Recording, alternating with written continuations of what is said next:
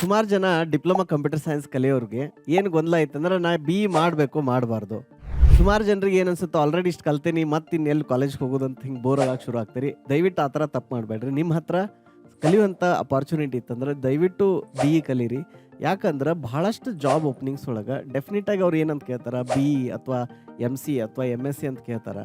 Diploma ಏನಾಗುತ್ತೆ 3 year course ಆಗೋದ್ರಿಂದ ನಿಮಗೆ ನಾಳೆ ನೀವು ಫಾರಿನ್ಗೆ ಹೋಗುವಾಗ foreign visa work visa apply ಮಾಡುವಾಗ 4 ಇಯರ್ ಡಿಗ್ರಿ ನೋಡ್ತಾರೆ. ಅದಕ್ಕಾಗಿ ದಯವಿಟ್ಟು ನಿಮಗೆ ಅಪಾರ್ಚುನಿಟಿ ಇದ್ರೆ ನಿಮಗೆ ಸಾಧ್ಯ ಆತಂದ್ರೆ ಬಿ ಇ ಕಲೀರಿ.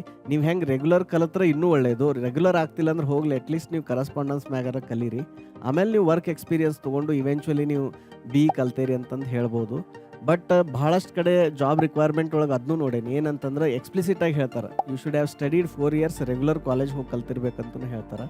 So my request to you is go for B E if you are already studying diploma.